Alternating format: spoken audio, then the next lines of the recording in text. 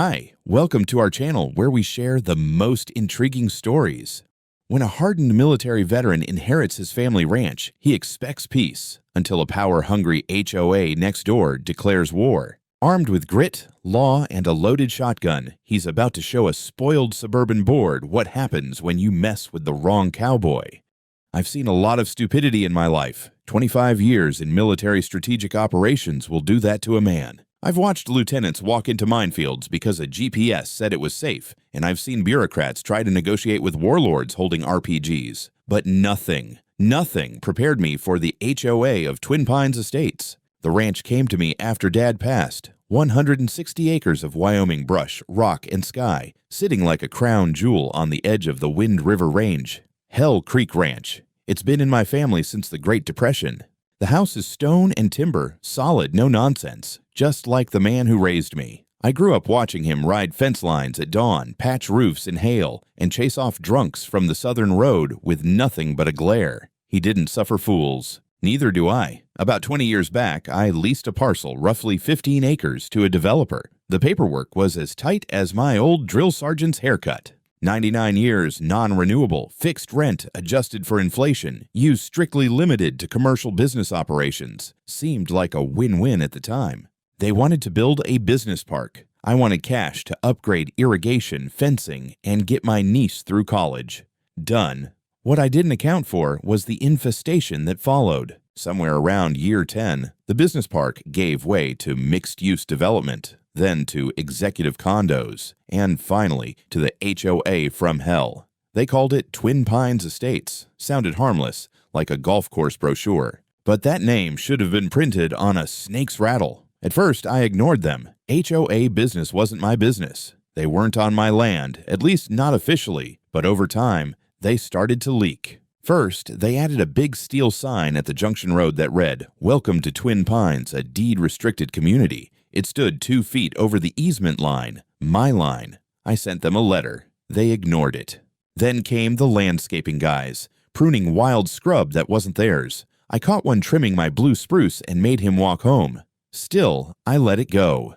But the past year, it escalated.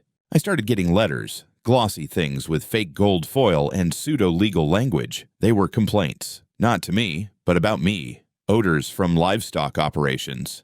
Aesthetic inconsistencies. Excessive noise from mechanical recreation. That last one was about the dirt track I carved out for motocross. I ride it every weekend with veterans and local kids. Keeps us sane, keeps them out of trouble. Apparently, the sound of engines on a Saturday afternoon offended the delicate eardrums of Silicon Valley transplants. Then came the kicker. One morning, I found an envelope stuck between my front gate's bars. It wasn't certified mail, no sheriff's seal, no county insignia. Just a white envelope with HOA letterhead and a return address that reeked of pretension. Suite 100, Community Affairs.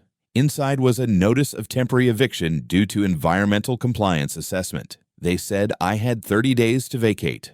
The premises so independent evaluators could determine if my property posed a public nuisance. I laughed so hard I dropped my coffee. There was no legal basis. None. But I knew the game. It wasn't about law. It was about pressure. Optics. Maybe they thought I'd quietly moved to a motel while they inspected my house and accidentally changed the locks. Maybe they thought I was old, tired, ready to fold.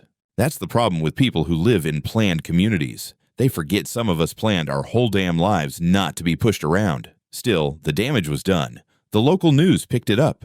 Ranch owner accused of endangering modern community. The headline read, "Subtle." They interviewed a woman named Beverly from Unit 203 who said her kid sneezed after passing my property and that her husband no longer felt safe with all the dust and livestock. Dust in Wyoming. I made a few calls. My lawyer, Steve, a Vietnam vet turned land rights pitbull, laughed even harder than I did. They picked the wrong hill to die on, he said. Let's play. And then, 2 days later, they came to take my house. I woke up that Thursday morning to the sound of tires crunching gravel, not the slow roll of a neighbor's pickup or the UPS guy. This was deliberate, heavy. I looked out my front window and saw a black SUV crawling up my drive, followed by a white van with no plates, private security, the kind that used to guard executives, not cattle fences. I poured myself a second cup of coffee and sat back down, letting them come. They stopped about 50 feet from the porch. 5 people stepped out, 2 men in tactical polos, 1 woman in a blazer with a clipboard, and 2 idiots who looked like they got lost on the way to a team building retreat. The woman led. Mr. Catridge, she called, mispronouncing my name like it was French. We're here on behalf of Twin Pines Estates HOA. Today's the scheduled assessment day. We'll need access to the main house and adjacent outbuildings. Please vacate the premises for the next 72 hours. I didn't answer right away. I took a long sip from my mug and looked past them at my barn, where Samson, my old bull, was casually dropping a pile of manure like punctuation. You're trespassing, I said evenly. The clipboard woman smiled like a substitute teacher correcting a spelling test. Sir, we're operating under community ordinance. This is not your community, I cut her off. This is my land, and you're standing on it. One of the polo boys shifted, resting his hand near what I assumed was a concealed carry holster. Dumb move. I stood slow and firm and walked inside. When I came back out, I wasn't holding a cup anymore. I was holding my Remington 870. I didn't aim it. Just let it hang loose. Visible American. Get off my property. There was a pause. One of the retreat boys actually looked like he might cry. Then clipboard lady nodded. We'll report this resistance in our next filing. You do that, I said. And while you're at it, expect a formal notice of lease violation for unauthorized access, improper use, and failure to adhere to spatial boundaries. That got her attention. The smile faded. You can't alter the lease terms. I chuckled. I'm not altering anything. I'm enforcing. They left, slowly, but they left. The van reversed into a patch of fresh gravel and spun its wheels, throwing dust into the air. I waved. Once they were gone, I went to the study and pulled the file cabinet. Lease documents, copies, court-stamped maps, everything organized and triple backed up. I found the clause I remembered, page 14, paragraph 6. In the event that leaseholders or sub-entities infringe upon unleased property, attempt governance beyond contractual boundaries, or engage in acts interpreted as seizure or obstruction of the owner's use, the lessor reserves the right to increase rent to a punitive standard not to exceed 200%. 200%. That meant their monthly rent just went from $40,000 to $80,000. I called Steve. He didn't even let me finish reading the clause. Send it certified overnight and prepare a second copy addressed to their legal counsel. Let's see if the board wants to pay the price for Karen's ego. By noon, I'd printed the documents, added surveillance screenshots of the morning's visit, and stapled the lease excerpt to the front. The new rate kicked in on the 1st of next month, but I gave them the courtesy of a week's notice. I even added a handwritten note.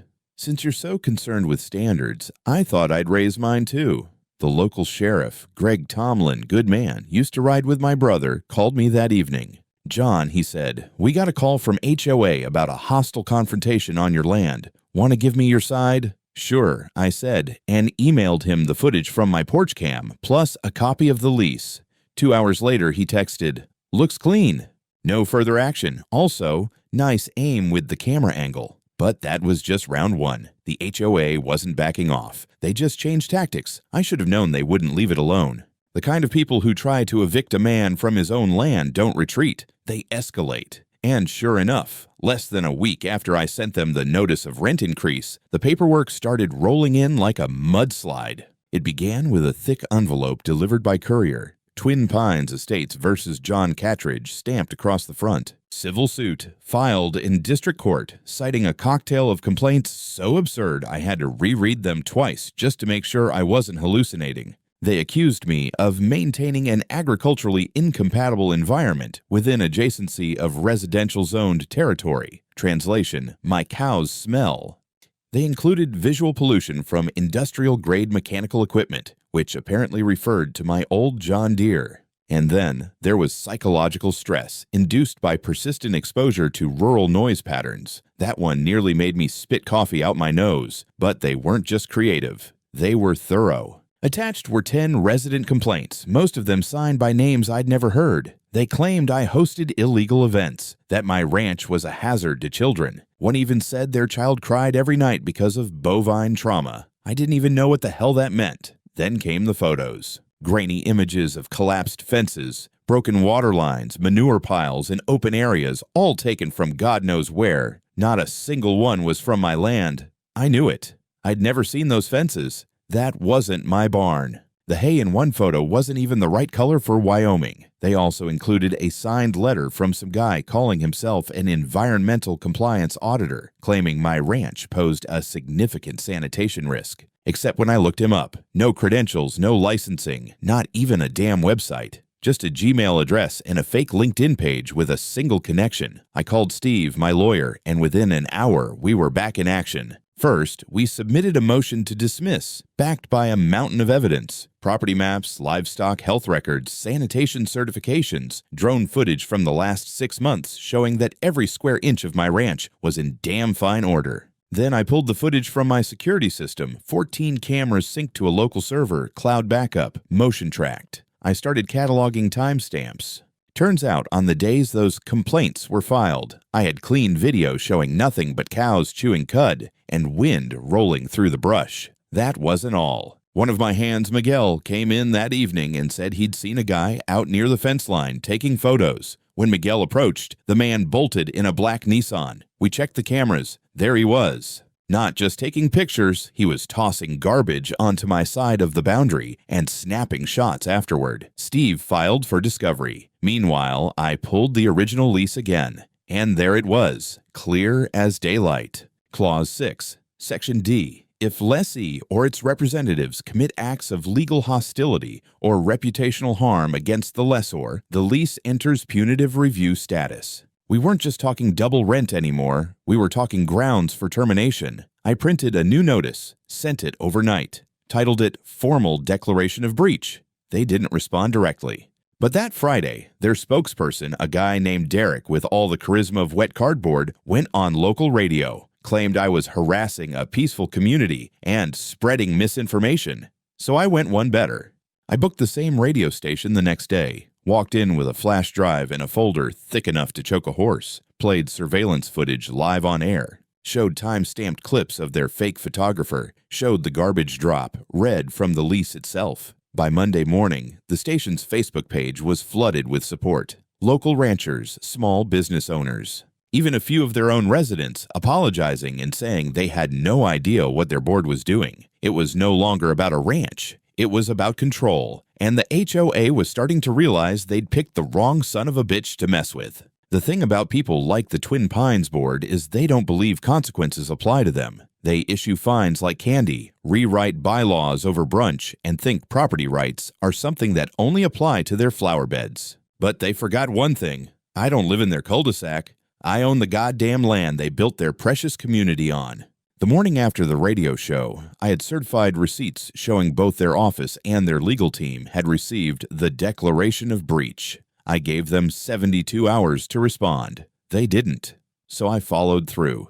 My second courier package went out that Monday, a formal rent adjustment notice, effective immediately, monthly rate $80,000, payment due in full on the 1st. Failure to comply would trigger eviction proceedings under the lease's escalation clause. Oh, and I attached a spreadsheet projecting overdue fees at 10% per week, just to be neighborly. At the same time, I emailed my tax attorney. We reviewed the structure. The lease was clear. I wasn't just allowed to do this. I was obligated to enforce the clause once the breach was formalized. Their meddling had opened the door, and I kicked it wide open. The first real reaction came not from the board, but from inside. A young woman named Denise, one of the HOA's newer residents, messaged me through my ranch's Facebook page. She said she was stunned. No one in the neighborhood had been told about the rent increase, or even that they were leasing the land. She asked if I'd be willing to speak at their next community meeting. Absolutely not, I replied, but I'll give you the documents.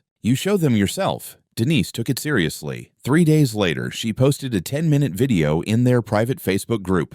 She walked them through the original lease, the violation clause, the adjusted rent demand, and even the surveillance footage of their board's antics. I only got to see it because someone leaked it to me. The comment section was a war zone. Wait, we don't own the land? Karen said we had easement rights. This guy's a lunatic, but I believe him more than our board. A board meeting was scheduled for that Friday. I wasn't invited, but I didn't need to be. The fallout spilled out in real time. One resident, a guy named Rick, Liv posted quotes from the meeting. Karen is lying. She said we had purchase options. There's nothing in writing. We're being extorted. No, you breached the lease. This man's just collecting what's owed. I'd never seen a board meeting turn into a digital riot before. The next morning, I got a letter, not from their legal counsel, but from the Twin Pines treasurer. It was desperate.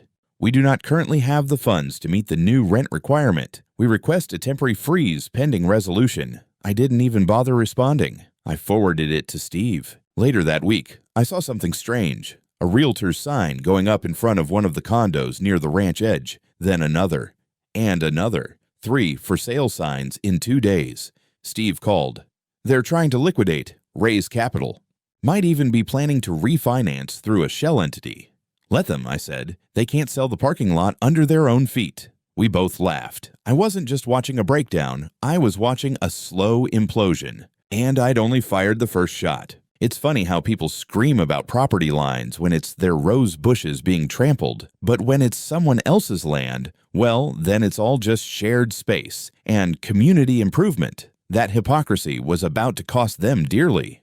I'd always kept the boundary lines clear, fencing, markers, and in one section, a split-rail cedar border Dad installed back in the 80s, but HOA had other ideas. Turns out, they'd quietly expanded their community center parking lot a few years back, paving just far enough beyond the lease line to think no one would notice. I noticed. I started with satellite imagery, Google Earth, historical view. There it was. A patch of gravel that didn't exist before. Cross-referenced that with the original site plans from the lease documents and GPS-tagged survey maps I'd had done when they first broke ground. Then I walked it myself. 94 feet past their southern border, by my estimate. They were parked on my land. I called up Sam Walker, a local surveyor I trusted. He came out with his crew and a theodolite, took readings, verified pins, confirmed it all. The HOA had not only built on my land, they'd expanded a utility shed into the buffer zone and poured a drainage trench that was now dumping runoff into my lower field. Sam filed the report. I filed a complaint with the county zoning board. Then I called Greg, the sheriff, and had him come walk it with me. He didn't say much at first, just whistled low. "Can you block it?" he asked. "With proper notice and safety measures, I can do a lot more than that." "Then give 'em hell," Greg said. So I did. Next morning, my crew rolled in with flatbeds and concrete barriers. We set 6 of them along the lot's southern edge, then added 8-foot metal fencing behind it, rebar reinforcement, anti-climb mesh. I installed a keypad-controlled gate for emergency access and put my private security guy, Daniel, on site with binoculars and a folding chair. He brought his dog, Lucy. She's part German Shepherd, part Hellhound. Within 2 hours, the HOA office was effectively cut off from its parking. Employees had to walk 2 blocks just to get inside. Clients and residents were told, use street parking, which of course was limited and mostly restricted by city ordinance. The emails started that afternoon. First polite, then furious. "You've created an unsafe environment. This is retaliation. You're denying access to essential services." I didn't respond, but I did have Daniel send out flyers. Unauthorized vehicles parked on private land will be towed at owner's expense. He even laminated them. By the 3rd day, chaos had set in. UPS stopped delivering. A town hall meeting was canceled. Residents flooded HOA's inbox demanding answers. Then came my favorite part. A local news team showed up. I gave them an interview standing next to one of the barriers. I explained everything. The lease, the encroachment, the sabotage, the fake eviction attempt. The reporter asked if I thought I was being petty. I smiled. "You want to call it petty? Fine, but I call it precise." They wanted a war of inches. I'm just drawing the line. That night, someone spray-painted fascist rancher on one of the barriers. Daniel caught them on camera, full face, license plate, the works. We sent it straight to Greg. He called the next morning. "Got the guy," he said. "HOA employee, Karen's nephew." Of course he was. There's a moment when a petty squabble turns into something darker, when a dispute stops being about bylaws and money and starts becoming personal. That moment came the night I found a dead chicken nailed to my gatepost. It wasn't one of mine. Wrong breed, wrong tag, too clean. It had a note pinned to its chest, written in red Sharpie, "Get out." Underneath, someone had drawn a crude caricature of a cowboy being dragged by a noose. Subtle. I didn't flinch. I'd seen worse things in war zones, but I didn't ignore it either. I handed the bird over to Greg's deputy for prints and DNA. Then I reviewed the footage. Sure enough, around 2:48 a.m., a hooded figure climbed the ditch behind the pasture gate, dropped the chicken, posed it like a damn art project, and vanished into the dark. They were fast, but not fast enough to evade my new thermal cameras. Still, that wasn't the worst of it. Later that week, one of my hands, Marcus, called me out to the south field. A haystack, one we'd baled just days earlier, had black scorch marks along the bottom. Not a full fire, just a starter. Charred rags soaked in something flammable shoved underneath the lowest bale. It hadn't caught, likely due to the humidity that night, but it could have taken the whole pasture. I called Greg again. He brought out the fire marshal. Arson, they said. No doubt. Then the cattle gate was found open. 50 head wandered down the gravel road. 3 got as far as the gas station near Route 12 before someone called it in. Took us 4 hours and a bag of molasses cubes to get them all back.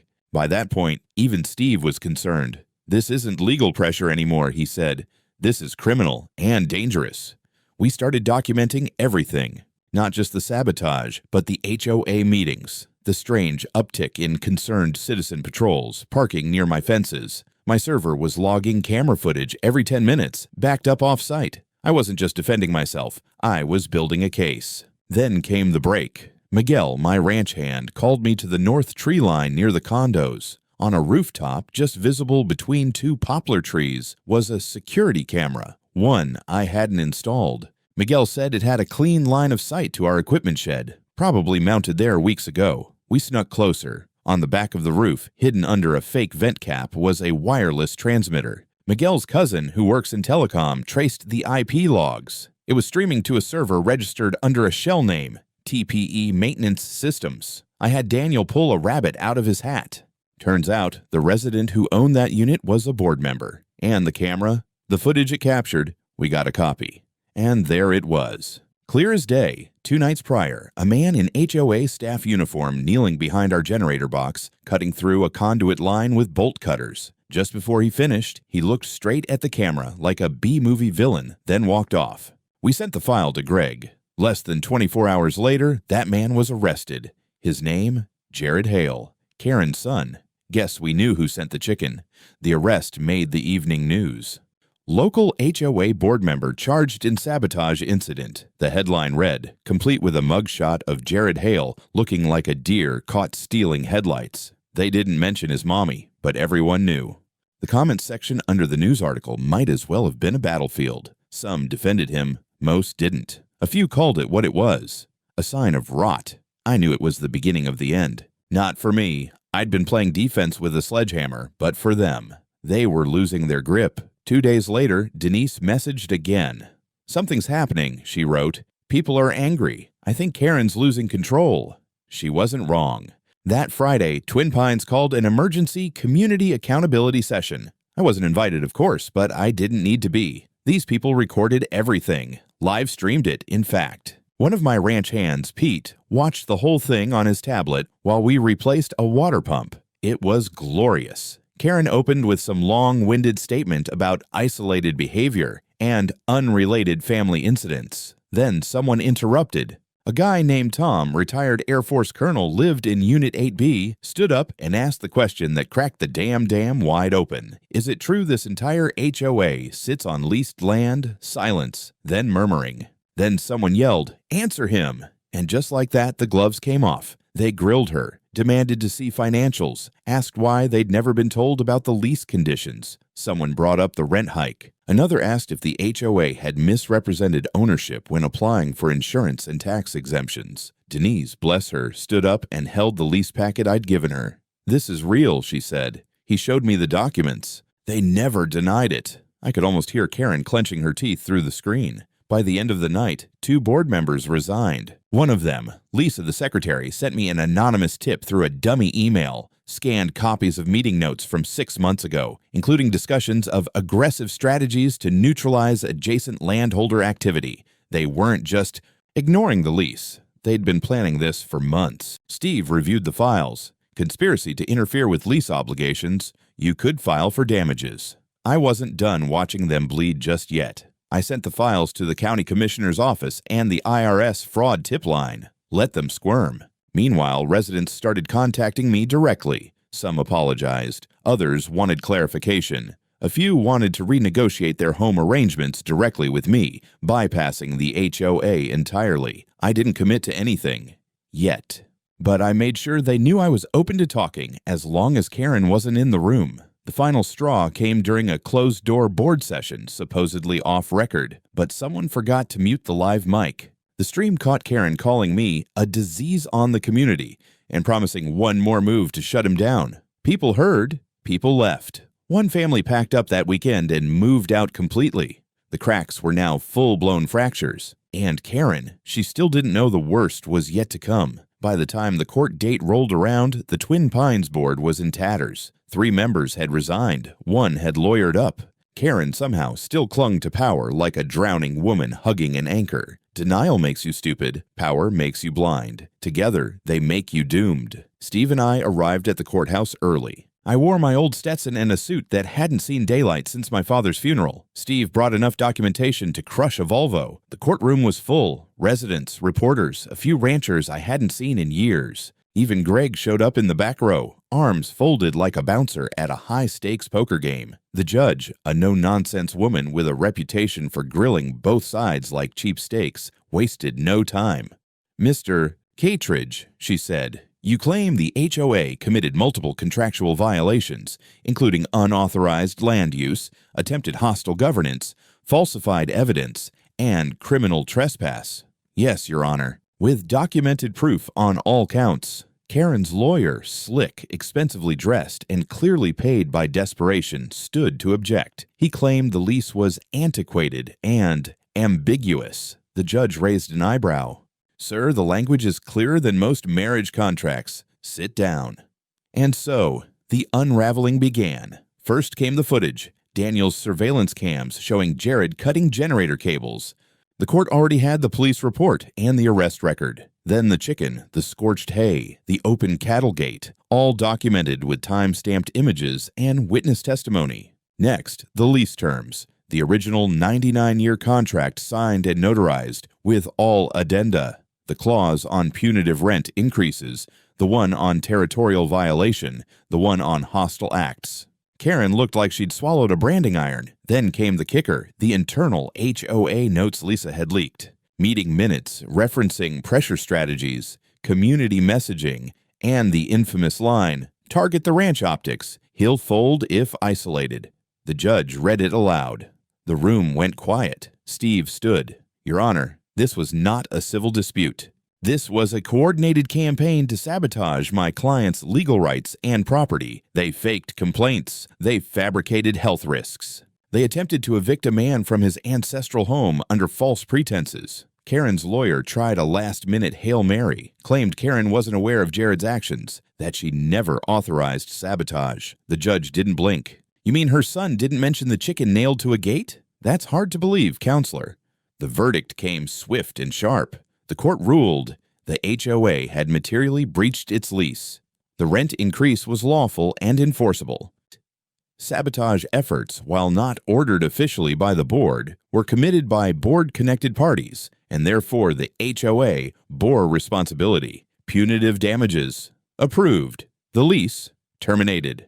Assets frozen pending liquidation. Karen sat stone-faced, staring at the desk like it might open a portal and swallow her whole. Then came the real blow. The judge granted me the right to initiate full reclamation of the occupied structures, meaning I could legally auction off the HOA's office and any permanent installations on my land to recover losses. I barely kept a grin off my face. Outside the courthouse, reporters swarmed us. Steve handled most of it, but when one asked what I planned to do with the HOA office, I just tipped my hat and said, thought I might turn it into something useful. Maybe a feed store, maybe a shop, maybe a chili parlor. You'll know soon. Karen didn't speak to the press. She left out the side door, her lawyer trailing behind her like a defeated campaign manager after a landslide loss. But I knew we weren't quite done. There was still one last move left to make. I'd been to auctions before. Livestock, machinery, one time a rusted-out helicopter that someone swore still ran, but never anything quite like this. The old HOA office was up for grabs. Not just the building, but the patch of land beneath it. My land. Thanks to the court ruling, I had the first right of purchase on all structures erected by the HOA on my property. I didn't even need to bid. I just had to show up, write a check, and take the keys. So I did. It felt surreal walking through those glass doors, knowing they once tried to use them to lock me out of my own damn life. The place still smelled like lemon sanitizer and fragile ego. There were nameplates on the desks, file cabinets half emptied in a panic, and one lonely Keurig machine blinking red like a distress beacon. I walked straight to Karen's former office, sat in her chair, and put my boots on the desk. No one stopped me. No one could. This was mine now. Steve came by later that day. "You really going to turn it into a ranch store?" he asked. "Hell yeah," I said. "Locals need somewhere to buy feed and jerky without driving 40 minutes. And I think we'll stock some novelty mugs too. Maybe one that says, 'Don't tread on ranchers.'" Renovations began the next week. We stripped the walls, pulled the pretentious lighting, repainted with warm tones and wood paneling. I brought in a contractor buddy of mine, Army vet good guy, who helped convert the central meeting room into a general store layout. By the time we hung the new sign, folks were already lining up to see what I'd done. Hell Creek Ranch Goods, it said. Underneath, in smaller letters, open to everyone except Karen. It was more than just a building, though.